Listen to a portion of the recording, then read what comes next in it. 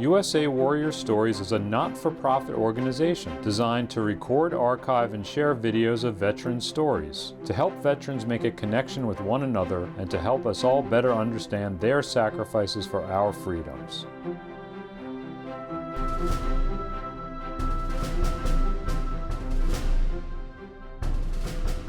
USA Warrior Stories, Bill Keegan, World War II, Army Combat Medic. Take one. Oh, I'm Bill Keegan. I'm 98 years old. I was a combat medic in Europe.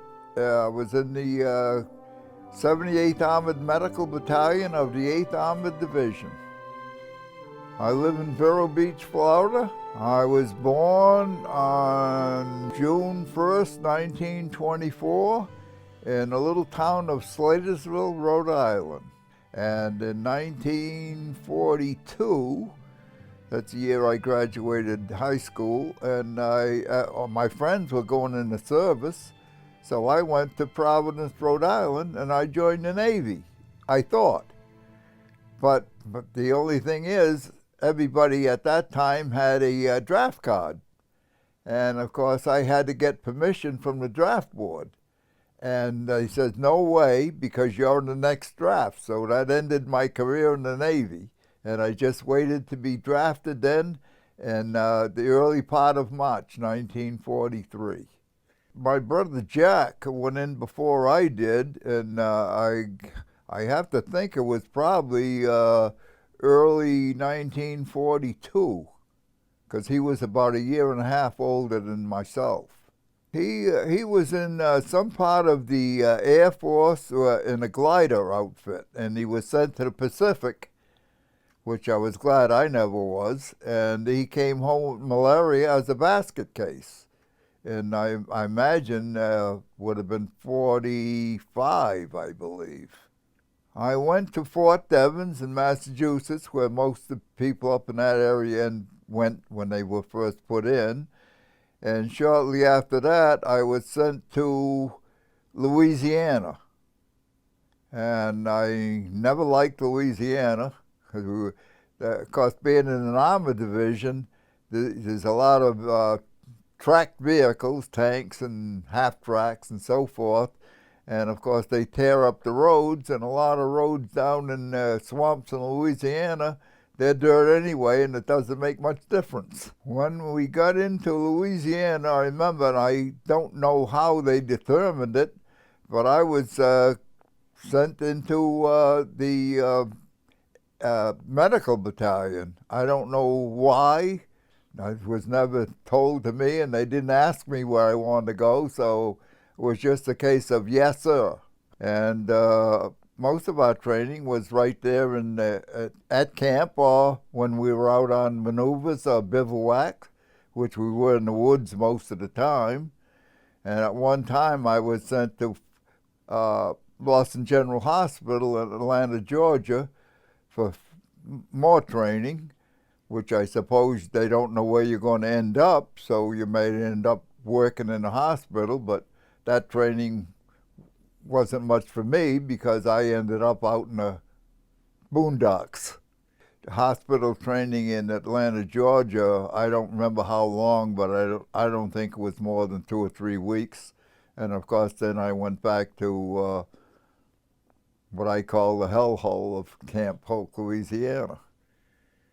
I remember the first night I was standing out there in my poncho, and of course it's always raining and it's swampy out there, and probably a brook running through your tent.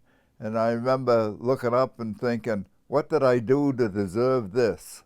I just went wherever I was told and did what I was told. No, I didn't. I had no fault with being a medic. That was it. I just went along to get along, you might say. Well, at one time, I don't remember the date, we were shipped, I don't know, it was New York or New Jersey, where we didn't stay there long, and we were put on a boat and sent overseas, where we landed in England for a while. And then we went over to France on the LST, which was quite a bumpy ride. That was one thing I was always thankful for, that I wasn't there for D-Day and I wasn't sent to the Pacific.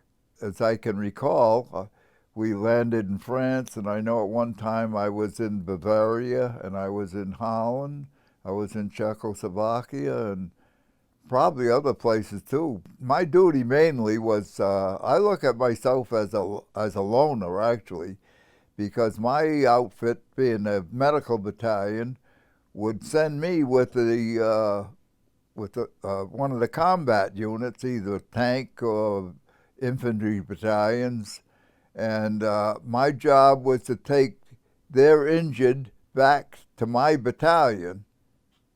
And of course, everybody's moving around. At times that was tough to do. And that's why one time, of course, I knew I was lost, and I knew I was in this town, and the wires were bouncing off the top of my ambulance. And before I knew it, I was in a shell hole, and I couldn't get out. And so I went to the back of the ambulance with my friend Jim Klein. He was my assistant, and the body was twisted in such a way that it wouldn't open, which might have been a blessing, because I had 3 litter patients in the ambulance. So we just went looking for help. What really made me feel so bad about it was that I knew how afraid that I was, and along with my buddy Jim Klein, and I can imagine what the patients in the back of my ambulance was feeling, how they must have felt, because first of all, they don't know how badly hurt they are, and on top of that, the driver drives into a shell hole, and on top of that, he leaves them, hoping for the best, not even knowing where we were, maybe even behind enemy lines. We didn't know. But I managed to stop a half-track about a mile away.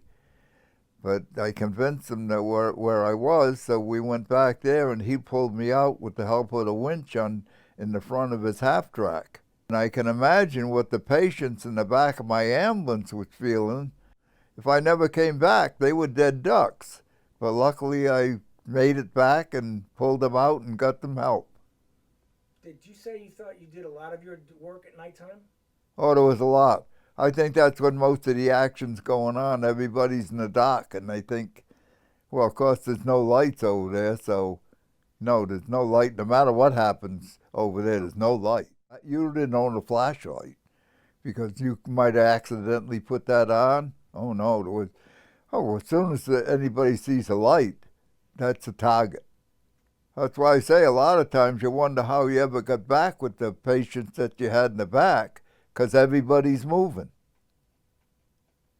And like I say, it's a lonely job, because you're not with your outfit, and the other outfit that you're with, they don't know you except you're an ambulance driver.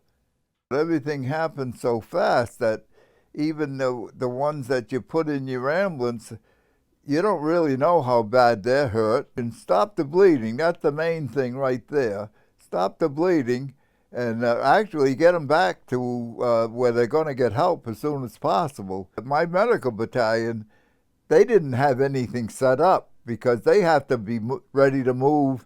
They have to move along at the same time the combat troops, which could be anywhere, I assume, maybe 5 or 10 miles ahead of the medical battalion. And they have ambulance drivers taking the ones from my medical battalion back to where they're going to get more help at a field hospital. So because I think at that time you're really in your own mind ready to accept almost anything, because there are times when you don't know if you're going to be around the next minute, so not much bothers you. And thank goodness you're young at the time. I think it would be a lot worse if you were 35 years old or more.